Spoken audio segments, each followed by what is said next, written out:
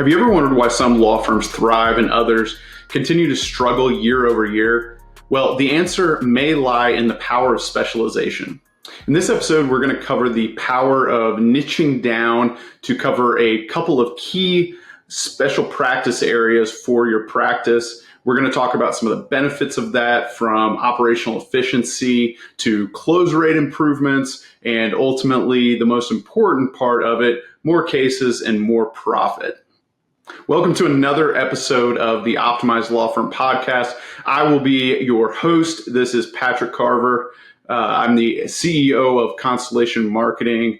The podcast is all about helping law firms enjoy a more profitable and enjoyable law firm experience. And today we are going to be talking about niching down. So the title of the podcast is Niche Down, Profits Up: Why Specialization Works So Well for Many Firms. And first, we're going to talk about kind of what this strategy or thought process is. We're going to then get into some of the specific benefits that law firms receive when they apply this approach. So what are we talking about with niching down into a particular practice area? So there's a tons of variety in terms of types of law firms out there, but coming from our perspective as a marketing agency, we see who is doing really well, who's struggling, who is stagnant, or just kind of right there in the middle of the road. And a common thread that we've noticed over the past 8 years is that a lot of the firms who specialize in a single practice area really do better in terms of a number of benefits or a number of aspects than other law firms who are trying to handle multiple practice areas and don't really have a true specialization, right? They do a little bit of criminal, but also a little bit of PI, or a little bit of immigration and a little bit of criminal. And there's some scenarios where I do think that makes sense, but when you are kind of in this mindset that you're trying to get to be a 7-figure law firm, I think probably the best path for this is, in fact, specialization. So some of the benefits that you're probably already aware of, but we'll go through them, really quickly. Number one, you are going to have a better presentation to the world, right? As someone who specializes in one key area is going to give you a benefit over other people, and a lot of times this leads to a big bit of operational efficiency that we see with our clients when they choose one over the other. So imagine delivering world-class service with better quality and faster every single time. You might think that this is an enormous challenge, but it's really not, and it's completely actionable by niching down your practice.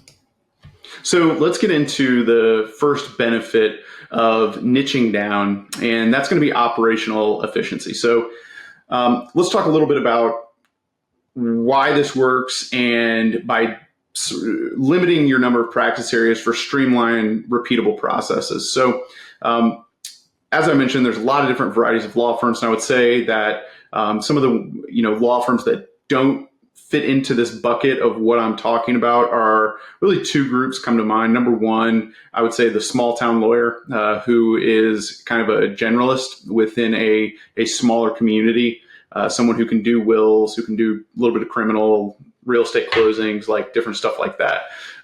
That's one area where I do think it generally makes sense to have multiple practice areas because you're not really trying to grow, or you have a limited growth trajectory. I would put it that way.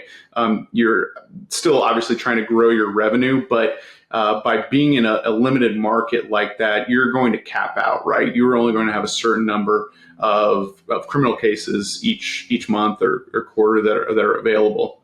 The other group that I don't really think fits into this as well is one of your larger kind of legacy law firms, one of the shops that has been open for a long time and over the course of time has added divisions. So this is this is a type of law firm that, maybe probably first started with a really specific specialization, right? They were really good at one thing, and then as they've gotten bigger and bigger, they've kind of capped out in their market with getting the cases that they really want in a particular area, and so they're looking for new areas of opportunity, and that can be good when you have basically gone to the zenith or the maximum of your total addressable market.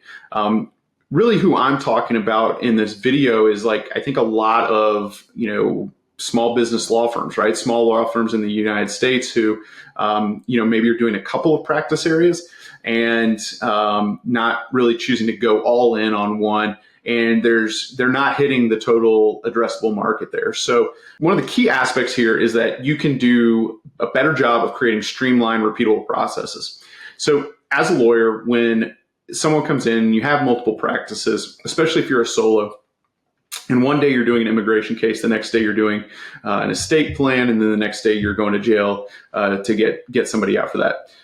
There's no way for you to be an expert at all of those things, right? And so maybe you're stronger on one and you kind of have a lot of experience with that. But in another area like criminal, it's not really your strong suit, right? And there are other people at the courthouse who are, in that courtroom every day doing these types of cases. That puts you a leg down from a service perspective, but it also just makes it harder, right? So when we started our agency 8 years ago, we would take a lot of different people, right? Our focus was always lawyers, but we were also taking, certain friends, or we would get referrals from existing clients like, hey, my cousin, has a certain type of business, and, can you do the same thing for them? And, probably the biggest, mistake I ever made was, taking a opportunity to provide social media content for a sushi chain of sushi restaurants that are rock and roll themed in Alabama. So you heard that right, rock and roll themed sushi in Alabama. And, I've got no business talking about sushi or rock and roll in Alabama. And nonetheless, we had this mindset of, we needed where we wanted to grow, and it was an opportunity to increase our revenue. Seemed at the time, hey, we can probably do this because we're doing social media content for other people, and it'll just take some legwork and research. But it predictably did not really end up working out, and a big part of this was that we had to reinvent the wheel every time that we started working with someone like this. Every time we got a new client, even within the law side, with a really unique practice area that we didn't have much experience in, and had a very different type of customer acquisition requirement, or it was a different path, to get those customers, and so we would get into those with mixed results. But the biggest thing was trying to go and create a successful campaign was just enormously challenging, because we would have to, do it custom basically every time, right? And so as we grew, when we took on those more custom projects, it was me personally who was having to run point on those. And in order to scale, you have to get out of a certain portion of the day-to-day activities, right? Ideally, you're getting out of most of the fulfillment, right? So that you can do other parts of the business. And so this limited our ability to grow, because I was constantly going back into, the operations, and I was really the only one who could do that, or it would take a long time for me to try and, come up with a strategy and then go educate our team members. And so, as soon as we could, we stopped accepting outside clientele like that. And we, came up with more specific, repeatable processes that we could use for every single client, and we could do it the same way. And this way, our team really started to learn one singular process so that they could be world-class at it. So they could, really understand it, and just build that muscle memory, right? That benefit of doing it getting the repetition in, something like 10,000 times, right? Like the Malcolm Gladwell book. And as you do this, you can get things done faster, you can get things done at a higher quality, and ultimately at really a lower cost, because you're not spending nearly as much time going into like the prep stage of it. You already know it works, and you can dive right into it. And so to apply this to yourself, if you're an estate planning attorney, you can pretty much create these workflows within your business, which, for me, what that means is, basically just showing like a flow chart of what should happen when someone utilizes a particular service with you. And, so as they sign, then they're going to go to the intake questionnaire, then they're going to go to get the initial review by the paralegal, then they're going to, meet the lawyer and, and go on, right? And so, by doing that, you have very predictable workflows and steps that people are going to take to fulfill the service, right? At the end of the day, your word is your reputation. And if you're unable to provide a really good world-class experience, people are going to go elsewhere, right? And that's the same with any business. And it's certainly true with legal services. And so to truly get out of those matters without, you obsessing over them and killing yourself and not having any time left in your day because you're trying to sell, you're trying to fulfill, you're trying to market and do all these other things with the business.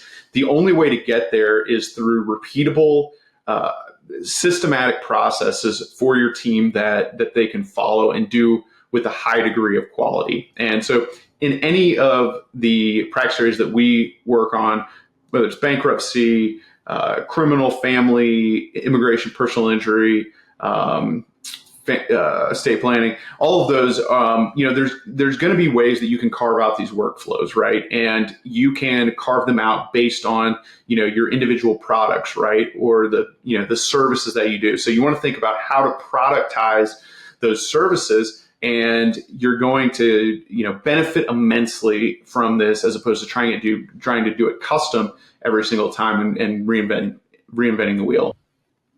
Would you choose a jack of all trades or a master of one when your legal future is on the line? The answer, of course, is to choose a specialist every single time.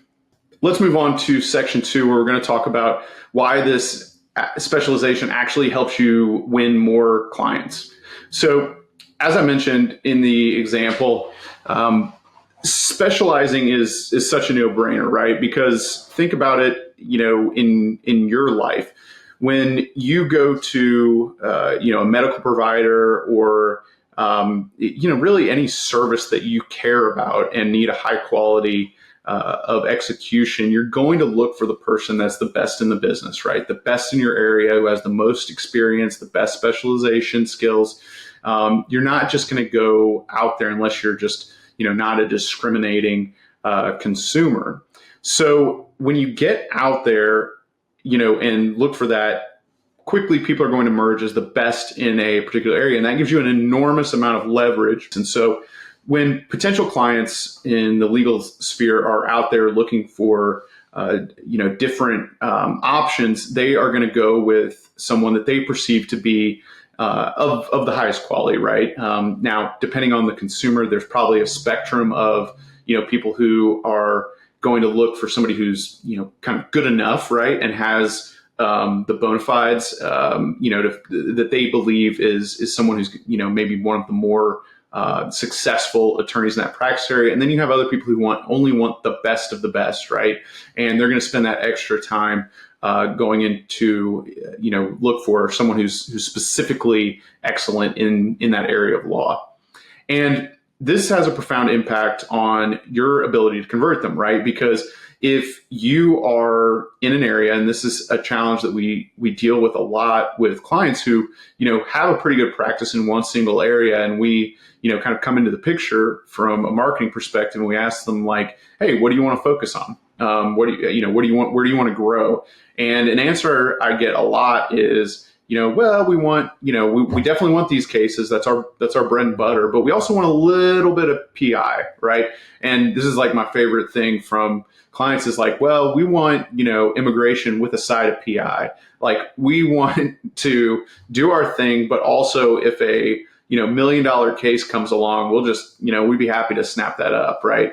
And, often that does not happen, right? Those things can happen, but generally through referral and stuff like that, because when somebody's going out there for it needs an auto accident attorney, you're just going to get absolutely bombarded by people whose only job night and day is auto accidents, right? And other PI claims. And so they're spending an enormous amount of time focused on just those things, right? Because you are giving yourself an enormous advantage if the consumer's out there and they see two different people. One of them, looks like they kind of do PI, maybe they do a little bit of it, or the other guy who is like, I am the PI king or queen, and this is all I do. Here are my results, so on and so on. So this gives you a really powerful benefit and opportunity, not only to try and convert those people to get them to the website, but then also during your consultation, right? When you get these people in and you have the ability to go at, with them one-on-one to convince them that you are the right person for the job, being able to showcase your experience and that you have superior experience than the average person doing criminal law or immigration law or whatever it is, you're absolutely putting yourself in a much better position to convert those people. So there's no question about it that, when somebody goes in, they are going to lean towards the person who has this advanced specialty and advanced skill set that is, presumably going to give them the best option when their legal future is on the line. I think you're probably getting the picture now, but just think about it in a practical sense, right? And somebody gets a DUI, right? They're looking around and they want to get somebody who's going to get it off, get it off their record, right? And not serve jail time and all of that stuff. So they're panicked. They may have a family member out there looking around. They're going to go out and they are probably not going to call the first person they see. They're going to look and kind of, even if they knew nothing about lawyers, they're going to do a quick review of a couple of different lawyers. And in the marketing language, it's going to showcase those benefits, right? Like we've successfully litigated 100 DUIs in the past year. We have the most experience of any DUI person in this county. We get the best results for DUIs. That's all we focus on. Like those are the type of things that are absolutely going to give that person a leg up in any sort of consumer shopping period, right? And so when you're thinking about doing this, you have to think about the cost and benefit of it, right? So even though you may want to kind of keep your options open by having a second practice area or something that you kind of do on the side, it's super important for the marketing aspect to really singularize your practice area and show that you are the best person on the planet to service this person when they are in a time of legal need. What if I told you that saying no to some cases will actually make you more money? What if I told you that saying no to some cases will actually make you more money in the long run? I'm talking about specialization and why niching down leads to better operational efficiency. So you're running a better law firm, producing higher quality service, but most importantly, you're going to make more profit as well. So the final part of this podcast is we're going to talk about why this leads to more revenue and ultimately more profit associated with this. So there's a couple things. And it's basically a reiteration of what we've talked about in the past two sections. So as a recap, operational efficiency is a big benefit, and that's going to be one way that you can get more money. You can increase the profit margin because the faster that you can provide the service, and if you can do it in a more streamlined way, especially if you can bring somebody in who's going to do it at a lower cost per hour than what you would be doing it at, you are able to take on more work. You're able to grow the business in different ways and do other things for the business where you're truly spending your time most wisely, right? So you have a net gain right there. You're also going to get more money because you have better conversion rates. So if you're converting, let's say 2 of 10 people that come in as a qualified visitor, qualified lead, can you increase that to 4 or 5, right? And I don't think this is out of the question. We see our strongest law firms who have specialized for a while and really focused on one specific area that they want to grow and dominate a market. They have these type of close rates or even higher because they know exactly how to talk to these people. They know exactly what to say and what to emphasize during those sales calls and that whole process of trying to endear themselves to the potential client and get them over the line. So by just getting more repetitions and talking with those people over and over and over again, you really familiarize yourself with the talking points and the information that is going to move the needle and get more people to sign with your firm. Another area that this is going to increase your profit is by being able to get more high value cases from the types of people that you're looking for who can pay, who are not afraid to spend and want the best of the best. So as you specialize, you're going to be able to progressively increase your prices over time. And this is extremely powerful because you can use one flat marketing budget, and it's a way to effectively increase your market by doing nothing more than increasing prices, right? And so as you become known for this specialty and you start to get those results, you can start to progressively increase your prices every time somebody new comes in. You're not going to be stuck at a certain price, being kind of the discount option in town because you don't have that specialty. You want to be focusing on the people who are going to bring you the most capital, right? They want to spend, they want the best of the best, and that's where you fit in with this. And so by having all these pieces together, the better service, the better quality of outcome, better close rate, better sales conversations, all of that stuff is going to put you in a position where by the end of that, and you're talking about a price, they are going to be much more open to that because they know there's an increased value or a better expectation of what they're going to get from you as a output of your service. So whether you're a personal injury lawyer or any other type, if someone comes in with a catastrophic injury case, if they know that you are consistently getting results that are 30, 40, 50% more than your next door neighbor who does the exact same thing, you're in a great position because they're going to see that by going with you, they're willing to pay a little bit more money or have a little bit more of that settlement go back to you because the pie is going to be bigger. It's like what they say in Shark Tank all the time. It's like, do you want to get own 100% of something very small or dilute yourself a little bit and make a lot more, right? Similar concept applies with criminal and different things. Like, that you're going to get the best result. You are willing to pay more. And those are the type of consumers that you are courting with this strategy and ultimately are going to lead you to making more money on the same amount of work, which will have a dramatically beneficial impact on your bottom line. Specialization isn't just about focusing on a few practice areas. It's about mastering them. It's about attracting the best clients and ultimately growing your law firm in a more predictable, higher margin way that's going to secure the future of your growth for a long time. If you have questions about how to do this, how to even start thinking about this, or you're confused by any of the concepts in here, I'd love to chat with you more. My door is open. You can reach me at patrick@goconstellation.com and would love to talk about your law firm. We deal with this stuff all the time. We love getting into the weeds and helping lawyers figure out the best way for them to make more profit and do it in a more enjoyable way where you can actually enjoy your business and you don't feel like a slave to it. So that's going to end this episode on niching down and profits up. Just want to thank you for tuning in. I know there's a lot of choices on how you could spend your time and who you look to for information about growing your law firm. So sincerely, I want to thank you for listening to this. And if I can help in any way, please let me know. Otherwise, thanks and peace out.